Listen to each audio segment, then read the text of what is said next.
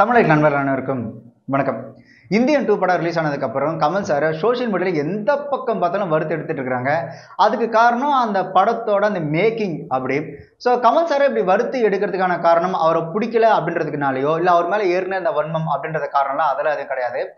Kamal sir பார்த்தீங்கன்னா தமிழ் சினிமாவின் ஏன் இந்திய சினிமாவின் ஒரு ஐகானிக் ஒரு அடையாளமாக பார்க்கப்படும் போது இந்த மாதிரி ஒரு லெஜண்ட் இப்படி ஒரு படத்தை நடிச்சிட்டாரே அப்படின்ற ஒரு கோவத்தினால தான் அவரை பிடிச்சி வறுத்து எடுத்துட்டு இருக்காங்க. அவங்களோட கோபமும் நியாயமானதான். இந்தியன் 2 பார்த்தா யாரா இருந்தாலும் கமல் சார் மேல கண்டிப்பா ஒரு கோவம் வரதான் செய்யும். இந்த சினிமா உலகத்துல கமல் சார் மேல ஒரு மிகப்பெரிய மரியாதை வரதுக்கான மிக முக்கிய காரணம் அவர் வந்துட்டு ஒரு மிகச்சிறந்த நடிகர், ஒரு மிகச்சிறந்த இயக்குனர் அப்படின்றதெல்லாம் தாண்டி ஒரு திரைப்படத்திற்கு அவர் கொடுக்கக்கூடிய அந்த மரியாதை, ஒரு திரைப்படத்திற்காக அவர் எடுக்கக்கூடிய அந்த மெனக்கெடல் இருக்குல்ல, இது அவரோட அந்த நடிப்பு இயக்கத்தையும் தாண்டி அதுக்கும் அப்பாற்பட்ட விஷயங்கள் தான். அது சொல்ல போனா யாரும் செய்ய முடியாத, செய்யவே தயங்குற ஒரு சில விஷயங்கள் பார்த்தீங்கன்னா அவரோட திரைப்படங்களை பண்ணதான் அவர் மீது சினிமா துறையில் ஒரு மிகப்பெரிய ஒரு மதிப்பும் மரியாதையும் வரதுக்கான மிக முக்கிய காரணம். அப்படி கமல் சார் பண்ணதுல முதல் விஷயமா நான் பார்க்கக்கூடிய ஒரு திரைப்படம் எது அப்படின்னு பார்த்தீங்கன்னா சதியில் இல்லாத திரைப்படம். இந்த சதியில் இல்லாத திரைப்படம் 1995 ரிலீஸ் ஆச்சு.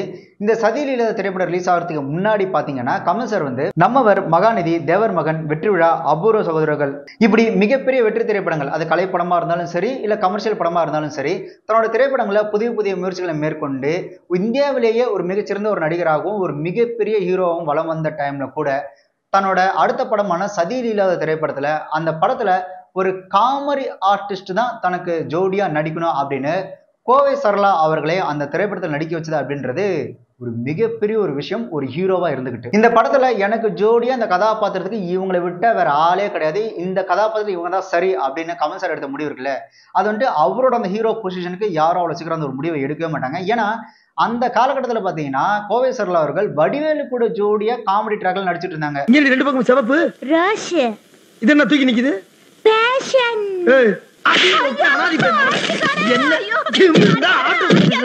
அந்த மாதிரி இருக்கக்கூடிய ஒரு காமெடி நடிகையை தன்னோட ஜோடியா நடிக்க வைக்கிறது இருக்குல்ல, அதெல்லாம் பெரிய விஷயம். இதெல்லாம் விட கமல் சார் அவரோட முந்தைய திரைப்படமான நம்ம ஒரு திரைப்படத்துல கூட கோவை சரளா அவர்கள் வேலைக்காரியா ஒரு காமெடி ரோல்ல தான் நடிச்சிருப்பாங்க. வரேன்னு சொல்லுது இல்ல, எத்தனை வாட்டி நான் டவுன் டவுன் பெல் அடிப்பேன், நான் இந்த வீட்ல 7 அப்படினா இந்த வீட்டு வேலைக்காரி. ஆனா கமல் சார் பாருங்க, இந்த சதியில் இல்லாத கதையை முடிவு பண்ணதுக்கு அப்புறம் தன்னோட அந்த மனைவி அந்த பழனி அப்படின்ற கதாபாத்திரத்துக்கு கோவை சரளா அவர்கள் நடிச்சாதான் கரெக்டா இருக்கும். ஏன்னா அவங்க தான் அந்த கோயம்புத்தூர் ஸ்லாங்க அவ்வளோ அழகா யதார்த்தமா பேசுவாங்க.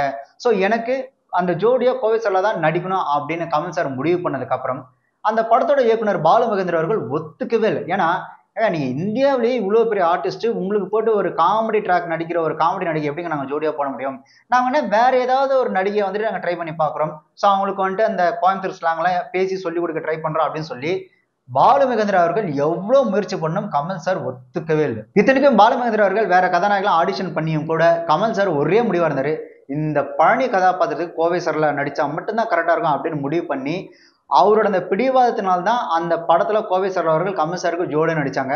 பாலு மகேந்திரா சாருக்கும் கமல் சாருக்கும் நிறைய பாலிடிக்ஸ் இல்லை, அவங்களுக்குள்ள கொஞ்சம் இந்த ஆர்டிஸ்ட் வேண்டாம் அந்த ஆர்டிஸ்ட் வேண்டாம், எதுக்கு இவங்க நீங்கள் எவ்வளோ பெரிய ஆர்டிஸ்ட் காமெடி கூட நடிக்கிறீங்கன்னு அவர் சொல்லிட்டுப்பார் போல்ருக்கு. இப்போ அவர் என்ன சொல்லுங்க, இந்த கேரக்டருக்கு இவங்க தான் கேரக்டராக இருக்குன்னு சொல்லிட்டு நிறைய பேர் அவங்க செலக்ட் பண்ணி சொல்லி டெஸ்ட் எல்லாம் எடுத்திருக்காங்க போட்டிருக்கு. அப்போது ஒன்றுமே பேசலையா, பேசாமே இருந்தாங்களா, இவங்க ரெண்டு பேரும் பேசவே இல்லையா, கொஞ்சம் ஒரு மாதம் வரைக்கும் இதை பற்றியே பேசலையா டாபிக். அதுக்கப்புறமா ரிவீல் ஆகிட்டு சரி ப்ரொடியூசர் அண்ட் ஹீரோ சொல்லும் பொழுது நம்ம ஏன் அதை வேண்டான்னு சொல்லணும், ஓகே உங்க இஷ்டம், நீங்க அவங்களே கூப்பிடுங்கன்னு அவர் சொன்னதாக பாலு மகேந்திரா சார் இந்த விஷயம் என்கிட்ட சொன்னார். அந்த படத்துல கமல் சாரும் சரி கோவை சரளாமாவும் சரி ரெண்டு பேருமே அந்த கோயம்புத்தூர் ஸ்லாங்ல அடி பின்னி இருப்பாங்க. இன்னைக்கு எனக்கு ரந்தல ஒரு முடிவு தெரிஞ்சாகணும், இந்த ஊடா அந்த ஊடா எந்த ஊடு? சின்ன ஊடு. ஐயோ இப்பதான் ஒரு சின்ன ஊடு முடிச்சேன், சொன்னா புரியாம லொல்லு பண்ணாத படிப்பறிவு இல்லாத. ஆமா ஜாமி, ஆமா நாங்க படிப்பறிவு இல்லாத முண்டாதே. நாத்தாவுடு கோயம்புத்தூர்ல இருக்கு, பாய் மகர்வா நடந்தாவோ பிளஸர்ல வர சரி அப்ப டிரைவர் கூப்பிடு. ஏண்டா டா சும்மா தொட்டு பேச எக்ரீட் ஆகறியா பாடி ஏதா சாக்குறதேப்பா. ஐயோ பொம்மாளுக்கு பிரேக் இல்லையா, வண்டிக்கு பா. ஐயோ பாலவிக்கு பிரேக் இல்லையா, பொம்பளைங்க தெய்வம் மாதிரி அல்லோ நின்னுதான் கொல்லணும். என்ன வளனி ஐயா ஒரு ஆம்பளைக்கு இந்த ஆடா பொறிக்கு வந்து சான்ஸோ சாய்ஸோ கொடுக்க கூடாது, ரெண்டையுமே பொறிக்கு போடுவானுங்க. கண்டிஷனா செய்வானுங்க, கேரகம் பிடிச்சவனுங்க. பொண்டாட்டி என்ன சொன்னாலும் பேசாம வாய மூடிட்டு பின்னாடியே தெரியறதுக்கு அவன் என்ன சக்தி வேல் கவுண்டனா சோக்கு.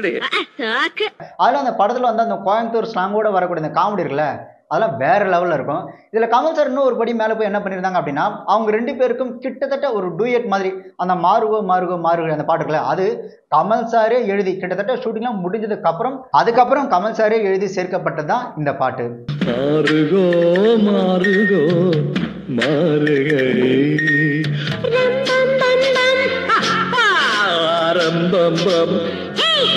இதெல்லாம் விட ஹைலைட் என்னன்னா, கமல் சார் வந்துட்டு கோவை சரளா அவர்களை இந்த கதாபாத்திரம் நீங்க தான் நடிக்கணும் அப்படின்னு முடிவு பண்ணதுக்கப்புறம் கோவை சரளா அவர்கள்கிட்ட வந்து டேட்டே கிடையாது. அவங்க என்ன சொல்லிட்டாங்கன்னா, சார் நான் எல்லா படத்துக்கும் நான் நடிக்கிறது சின்ன சின்ன கதாபாத்திரம் தான், பெரிய ரோலும் கிடையாது, சின்ன சின்ன கதாபாத்திரம் அப்படின்னால நான் பல படத்துக்கு அட்வான்ஸ் ஆகிட்டு அந்த அட்வான்ஸ்லாம் திருப்பி கொடுக்க முடியாது, அதனால என்னால் நீங்க கேட்குற டைம்ல ஷூட்டிங் வந்து நடிக்க முடியாது அப்படின்னு சொல்லிட்டாங்க.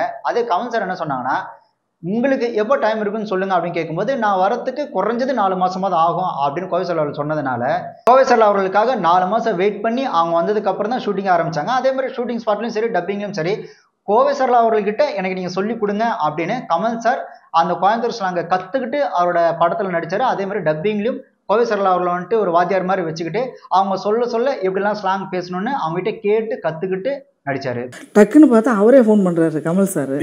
ஃபர்ஸ்ட் அவர் ஃபோன் பண்ணும்போது, சார் என்ன சார் நீங்கள் ஃபோன் பண்ணுறீங்கன்னா, ஆமாம் நீங்கள் ஏதோ டேட்டா இல்லைன்னு சொல்லிட்டு. இல்லை சார் சீரியஸாக நிஜமாவே அதான் சார், நான் வேணும்னு சொல்லலை, ஆனாலும் எனக்கு இந்த சந்தேகமாகவே இருந்தது. இப்போ நீங்கள் பேசுனதுனால நான் அதை கன்ஃபார்ம் பண்ணிக்கிறேன். பட் அப்போ கூட என்கிட்ட இந்த மாதிரி தான் இருக்குது, உங்களுக்கே தெரியும் சார், நான் ஒன்றும் பெரிய ஆர்டிஸ்ட் கிடையாது, அப்கமிங் ஆர்டிஸ்ட்டு, பட் நீங்கள் அடுத்த மாதம்னு சொல்லும் பொழுது எனக்கு அது கொடுக்க முடியல அப்படின்போது, சரி நீங்கள் எப்போன்னு சொல்லுங்கள், அப்போ நான் ஃப்ரீ பண்ணிக்கிறேன். ஒரு 4 months கழிச்சு நான் பண்ணிடலாம் சார் அப்படின்னா.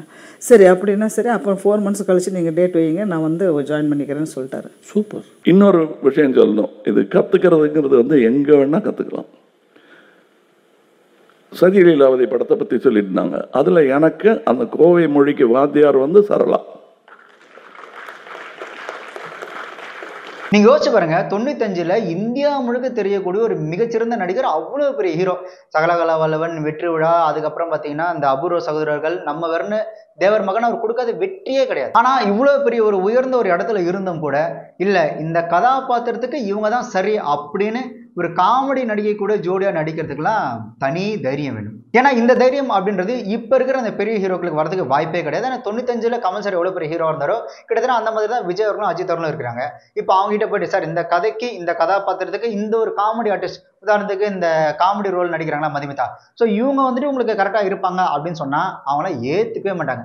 அவங்கள பொறுத்த வரைக்கும் இப்போ ட்ரெண்டிங்ல எந்த கதாநாயகி பிரபலமா இருக்கிறாங்க, இல்லைன்னா மும்பையில் இல்லை வேற எங்கேயாவது இருக்கக்கூடிய ஒரு பிரபலமான கதாநாயகி தான், படத்துக்கு தேவை இருக்கோ முக்கியத்துவம் இருக்கோ இல்லையோ அவங்கள தான் நீங்கள் கதாநாயகியாக போடணும் அப்படின்னு தான் கதாநாயகை தேர்ந்தெடுக்கலாம். தவிர கதைக்கு தேவை அப்படின்னு கமல் சார் மாதிரி யாரும் தேர்ந்தெடுக்கிறதே கிடையாது. நாம ஏன் விஜய் அஜித் வரைக்கும் போனோம்? இப்போ இருக்கிற இந்த சின்ன சின்ன வளர்ந்து வர ஹீரோக்களே சரி, ஒரு 2 படம் ஹிட் கொடுத்துட்டாங்கன்னா 3ஆவது படம் பார்த்தீங்கன்னா எனக்கு ஜோடியா அந்த பெரிய நடிகையை கூட நடிக்க வைங்க அப்படின்னு அவங்க பெரிய நடிகை தான் எதிர்பார்க்கணும். தவிர இந்த ஒரு தைரியம் இப்போ இருக்கிற சின்ன ஹீரோக்கள் கூட வராது. அதுக்கெல்லாம் மிக முக்கிய காரணம் என்ன அப்படின்னு பார்த்தீங்கன்னா, அவருக்கு அந்த ஸ்கிரீன் பிளே மேலே இருந்த ஒரு நம்பிக்கை, முக்கியமாக அவருக்கு அவர் மேலே இருந்த ஒரு நம்பிக்கை. இதெல்லாம் தாண்டி ஒருவேளை அந்த சதிலீலா திரைப்படம் சரியா போகலை அப்படின்னா, இதெல்லாம் அப்பயே தெரியுங்க, கோவை சரளா ஜோடியா போட்டா எங்கேயாவது அந்த படம் ஓடுமா, எங்கெங்க அந்த கமல் சாருக்கு தேவையில்லாத இந்த வேலை அப்படின்ற மாதிரி கண்டிப்பா ஒரு பேச்சு வரும். இன்னொன்று, கோவை சரளா அவர்கள் நடிச்சனால தான் இந்த படம் சரியா போகல, வேற ஏதாவது ஹீரோ நடிச்சிருந்தா கண்டிப்பா அந்த படம் போயிருக்கும் அப்படின்னு பேசுறது கூட நிறைய வாய்ப்புகள் இருக்கு. ஏன் அந்த படத்தோட டைரக்டரே கமல் சாருக்கு அகேன்ஸ்டா வந்துட்டு முதல்ல ஒத்துக்கல இல்லையா, அவரே கூட கண்டிப்பா குறை சொல்லியிருக்க வாய்ப்பு இருக்கு. நான் அப்பயே சொன்னல கமல், நீங்க தான் கேட்கல, இப்ப பாருங்க படம் சரியா போகல அப்படின்னு சொல்றதுக்கு நிறைய வாய்ப்புகள் இருந்தும் கூட அவரோட ராஜ்கமல் ஃபிலிம்ஸ் தயாரிப்பு நிறுவனத்தின் மூலமா தான், அதாவது அவரோட சொந்த தயாரிப்புல தான் இவ்வளோ பெரிய ரிஸ்க்கை அவரால் தைரியமாக எடுக்க முடிஞ்சது. அதுதான் கமல். அதே மாதிரி அவரோட இந்த அபூர்வ சகோதர திரைப்படம், அதாவது ஒரு கமர்ஷியல் படத்தை எப்படி ஒரு கல்ட் கிளாசிக் திரைப்படமாக மாற்ற முடியும் அப்படின்றதுக்கு இந்த அபூர்வ சகோதர திரைப்படம் ஒரு மிகச்சிறந்த உதாரணம். அந்த திரைப்படத்தில் கமல் சார் தவிர வேற யாரும் அப்பவும் சரி இப்பவும் சரி நடிக்கவே முடியாது. அப்படியான ஒரு திரைப்படம் தான் இந்த அபூர்வ சகோதர திரைப்படம்.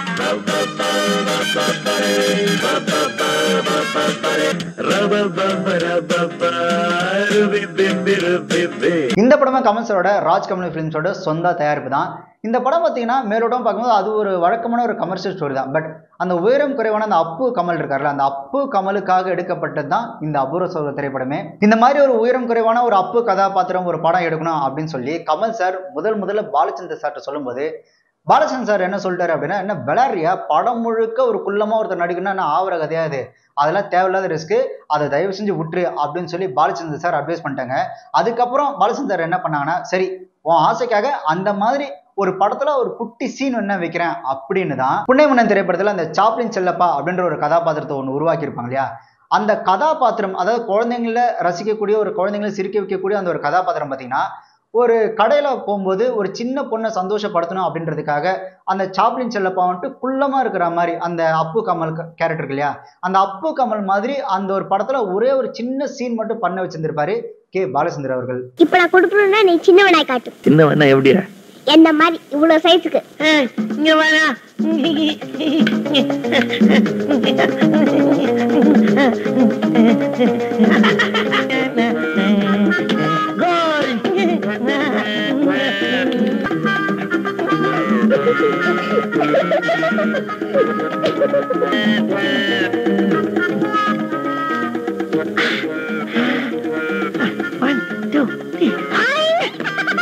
ஸோ அந்த அப்பு கமலுக்கு முதல் ஒத்திகையே அந்த புன்னைமன்னன் திரைப்படத்தில் வந்து அந்த சாப்ளின் செல்லப்பா அந்த கதாபாத்திரம் தான். இதில் இன்னொரு விஷயம் என்ன பார்த்தீங்கன்னா, ஆக்சுவலாக இப்போ நம்ம பார்க்குற அந்த அபூர்வ சகோதர திரைப்படங்கள்ல இது கமல் சார் முதல்ல எடுத்த திரைப்படமே கிடையாது. கமல் சார் முதல்ல எடுத்த திரைப்படம் அந்த சீன்ஸ் அப்படின்றது அது டோட்டலாக வேற. அவர் முதல்ல எடுத்த அந்த அபூர்வ சகோதர திரைப்படத்தில் பார்த்தீங்கன்னா மனோரமா அவங்களோட கேரக்டர் கிடையாது. அதே மாதிரி பார்த்தீங்கன்னா அந்த மனோரமா கேரக்டர் அந்த அம்மா ரோலுக்கு பதிலாக காந்திமதி அம்மா அவர்கள் நடிச்சிருந்தாங்க.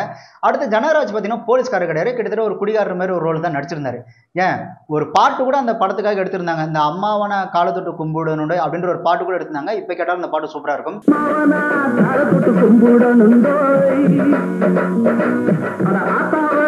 கோவில் கட்டி கும்பிடணுந்தோ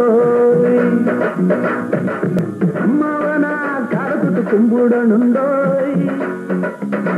எங்க ஆத்தாவனா கோவில் கட்டி கும்பிடணுந்தோ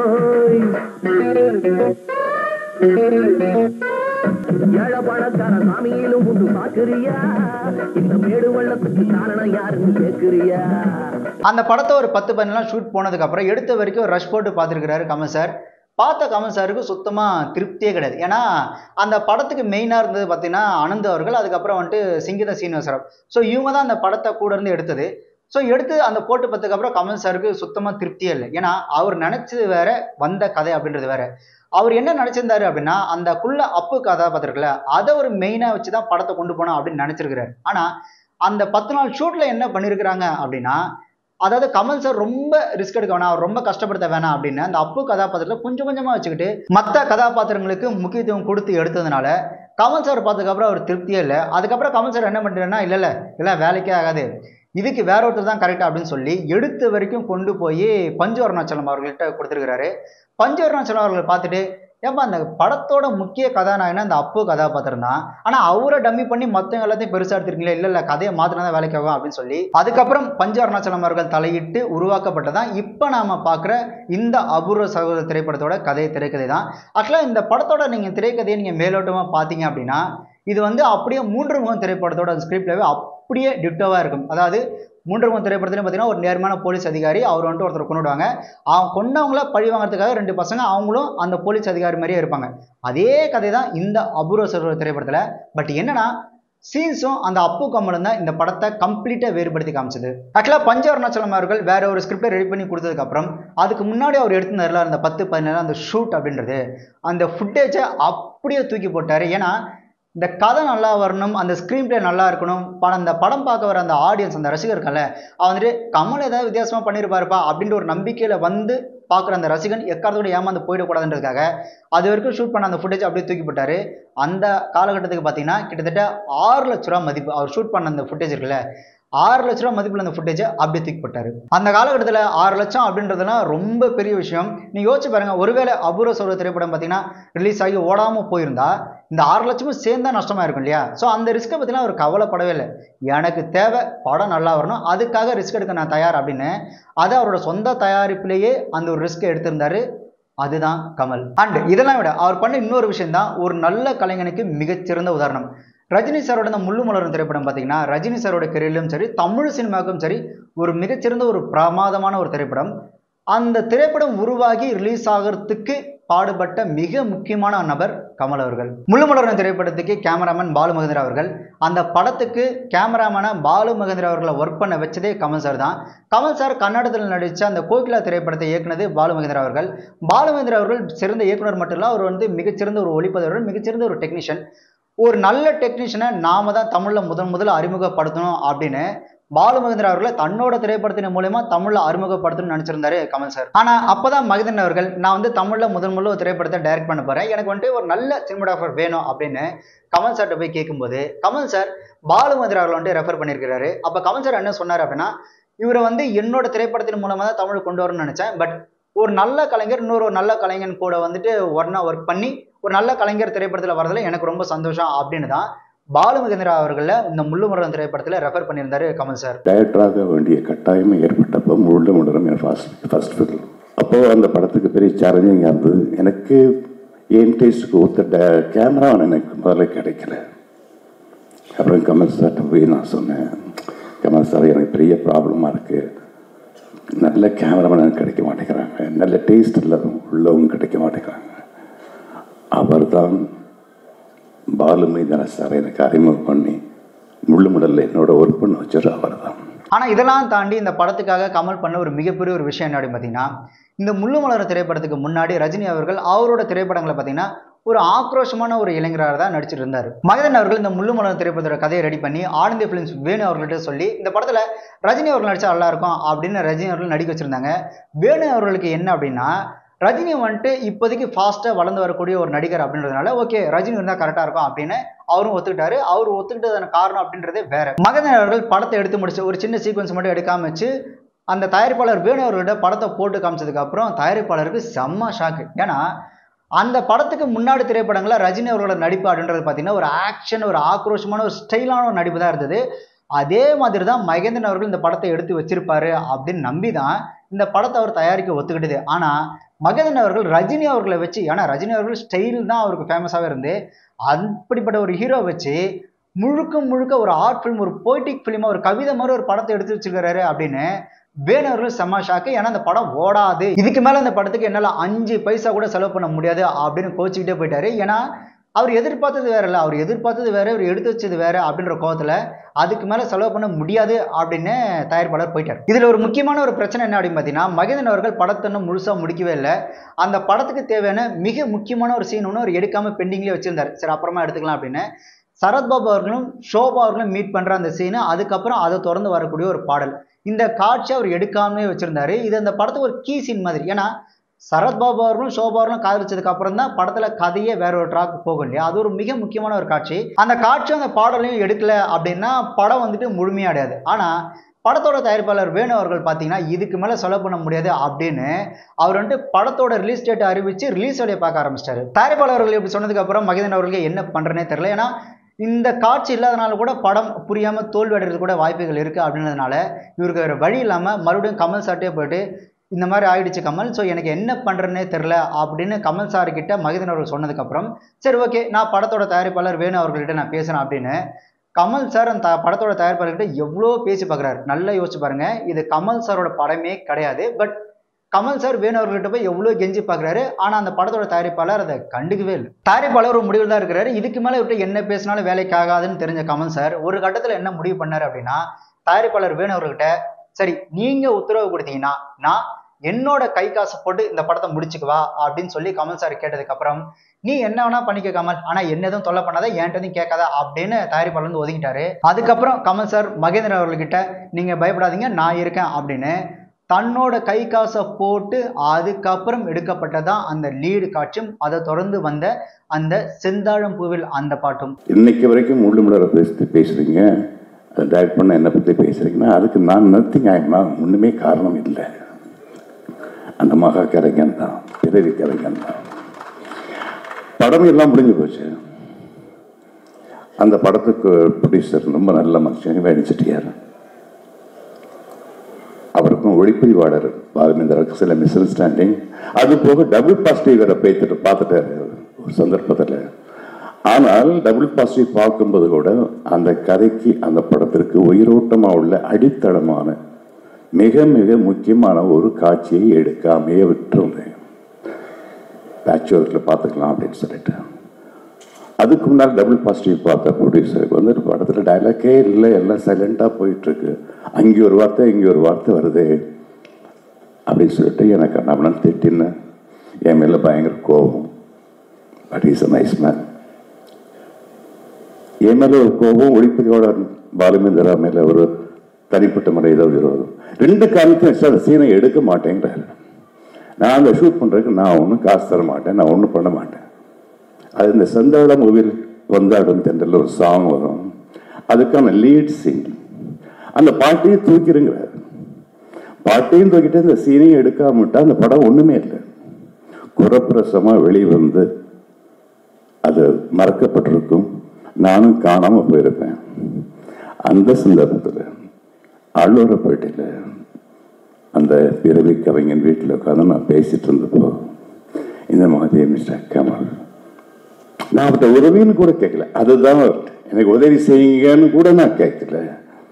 அவர்கிட்ட போய் இதுதான் சுச்சுவேஷன், எனக்கு தெரியல, பைத்தியம் அடிக்கிற மாதிரி இருக்கு, எதுக்கு டயட் பண்ண வந்தோன்னு இருக்கு அப்படின்னு சொல்லிட்டு இருக்கும்போது கொஞ்சம் ரெண்டு போனார், நேரம் வேணிச்சுட்டு போனார். என்னது இது வரைக்கும் அப்போ அந்த நிலைமையில கூட இந்த கலைஞன் மகா கலைஞன் அந்த படத்தை பார்க்கல, நான் எடுத்த படத்தை பார்க்கல. என் மேல உள்ள நம்பிக்கையினால எனக்காக ரிஜிஸ்டர் ப்ரொடியூசர்கிட்ட போறாரு. ப்ரொடியூசர்கிட்ட போய் எவ்வளவு வாதாடி பார்க்குறாரு. படத்துக்கு ஆதாரமே அந்த சீன் தாங்கிறாரு டைரக்டர். ரொம்ப கெட்டிக்கார் பையன் மகேந்திரன், எனக்கு நம்பிக்கை இருக்கு அவர் மேல, தயவு செஞ்சு அந்த சீனை எடுக்கிறதுக்கு ஹெல்ப் பண்ணுங்க, வீம்பு பிடிக்காதீங்க அப்படின்னு சொன்னப்போ அவர் தலைகளாக நின்றார். முடியவே முடியாது. கடைசியில் ஒரு அசரத்தை அவர் போட்டார். சரி அந்த சீனை நான் எடுக்கிறேன், நானே ஏற்பாடு பண்றேன், நான் செலவு பண்றேன் சார், அதுக்காச்சும் ஒத்துக்குவீங்களா அப்படின்னாரு. அது ஓம் பாடுப்பா அப்படின்னு அவர்ட்டார். உடனே மறுநாளே இந்த பிறவை கலைஞன் மகா கலைஞன் கிரேட் ஹியூமன் பீயிங் அப்படித்தான் நான் சொல்லுவேன். ஏன்னா அந்த கிரேட் ஹியூமன் பீயிங் இல்லைன்னா இப்படி ஒரு அக்கறை ஒரு மனித நேயம் யாருக்கும் வர சான்சஸ் இல்லை. அவர் என்ன பண்ணார், மறுநாளே சுந்தர் சேலரில் கேமரா ஃபிலிம் எல்லாம் அரேஞ்ச் பண்ணி சத்யா ஸ்டுடியோவில் சம்மந்தப்பட்ட காட்சிகளை எடுக்க வச்சு அந்த படத்தில் இணைக்கிறதுக்கு காரணமாக இருந்தார். அதுக்கப்புறம் தான் அந்த படம் முழுமை அடைந்தது. இன்னைக்கு நீங்க எல்லாம் முள்ளுமலருங்கிறீங்க, மகேந்திரங்கிறீங்க. அன்னைக்கு மட்டும் அந்த மாமனிதன் எனக்கு அந்த உதவி செய்யலைன்னா அதுக்கப்புறம் உதிரிப்புக்குள்ள நெஞ்சத்துக்கு இல்லாத எதுவுமே கிடையாது. இன்னைக்கு நான் இல்லை. நீங்க அந்த சீன் பாத்தீங்கன்னா இப்பவும் அவ்வளவு அழகா ஒரு பொய்டிக்கா இருக்கும். மொத்த படமே சூப்பரா இருக்கும்.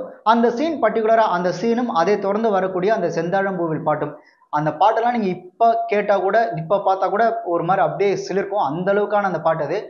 ஸோ அந்த படத்தோட ஒரு ஹைலைட்டாவே அந்த சீனும் அந்த பாட்டும் அமைஞ்சது. நான் தான் டிரைவர், நீ டிக்கெட்.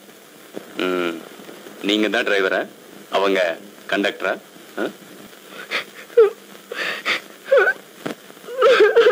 அழாதம்மா, எனக்கு பயமா இருக்கு. என் சொந்த வண்டிதான், பின்னால உட்காருங்க. செந்தாழம் பூவில் வந்தாடும் தென்றல் என் மீது மோதுதம்மா, காடுகள் மலைகள் தேவன் கலைகள் செந்தாழம் பூவில். நீங்க யோசிச்சு பாருங்களேன், கமல் சாருக்கும் அந்த படத்துக்கும் எந்த சம்மந்தமும் கிடையாது. அந்த தயாரிப்பாளர்கிட்ட போய் கெஞ்சிட்டு நிக்கணுன்ற அவசியமும் கமல் சாருக்கு சுத்தமா கிடையாது. அந்த படம் ஓடி ஒரு மிகப்பெரிய ஒரு வெற்றி அடைஞ்சா அந்த படத்துல வரக்கூடிய அந்த லாபத்துல கமல் சாருக்கு பங்கு தரப்போறதும் கிடையாது. இதெல்லாம் தாண்டி தனக்கு போட்டியா வளரக்கூடிய ஒரு நடிகருடைய திரைப்படம் அது. எந்த இடத்துலையும் இது என் படம் கிடையாது, நான் ஏன் தயாரிப்பாளர்கிட்ட கெஞ்சணும், எனக்குன்னு ஒரு ஸ்டேட்டஸ் ஒரு ஈகோ இல்லையா, எனக்கு போட்டியா வரக்கூடிய ஒரு நடிகரோட திரைப்படத்தை நான் எவ்வளவு தூரம் அந்த பணம் உதவி பண்ணணும் அப்படின்னு எந்த இடத்துலையும் கொஞ்சம் கூட யோசிக்காம மகேந்திரன்ற ஒரு கலைஞன் அவரோட முதல்ல டைரக்ட் பண்ற படம், அந்த கலைஞன் எக்காரத்தை கொண்டு தோத்துடக்கூடாது, அந்த கலைஞனோட அந்த கலை படைப்பு எக்காரத்தை கொண்டு தோத்துடக்கூடாது அப்படின்ற ஒரே காரணத்துக்காக அவ்வளவு தூரம் கெஞ்சி தன்னோட பணத்தை செலவு பண்ணி அந்த ஒரு படத்தை முடிக்கிறதுக்கு உதவினார்ல, அதுதான் கமல் சார். ஸோ இதெல்லாம் தான் கமல் சார் மேல இந்த திரையுலகத்துல ஒரு மிகப்பெரிய மரியாதையை உருவாக்குறதுக்கு ஒரு மிக முக்கியமான ஒரு காரணம். அவர் வந்துட்டு ஒரு மிகச்சிறந்த ஒரு நடிகர், மிகச்சிறந்த இயக்குனர் அப்படின்றலாம் தாண்டி ஒரு கலைஞனும் அந்த கலையும் தோத்துடக்கூடாது அப்படின்றதுக்காக அவரோட திரைப்படத்தில் அவர் எடுக்கிற ரிஸ்கா இருக்கட்டும், மற்ற திரைப்படங்கள் தோத்துடக்கூடாது, ஒரு நல்ல படைப்பு தோத்துடக்கூடாதுன்னு அந்த படைப்புகளுக்காக ஓடி போய் நின்று உதவுற அந்த குணம் இருக்குல்ல, இதுதான் கமல் சார் மேல ஒரு மிகப்பெரிய ஒரு மரியாதையை உண்டாக்குது. இந்த மாதிரி விஷயங்கள் மூலியமா ஒரு கலைக்காக ஒருத்தர் இவ்வளவு மெனக்கெடுவாரா அப்படின்னு என்ன மனுஷன் அப்படின்னு நம்ம கமல் சாரை ஒரு உச்சத்துல வச்சு பார்க்கும்போது இந்தியன் 2 மாதிரி ஒரு படம் பண்ணது அப்படின்றது உண்மையிலேயே ஒரு வேதனைக்குரிய ஒரு விஷயம் தான். பட் இதெல்லாம் நாம் அவரை பற்றி தெரிஞ்சிக்க வேண்டிய மிக முக்கியமான ஒரு விஷயங்கள்.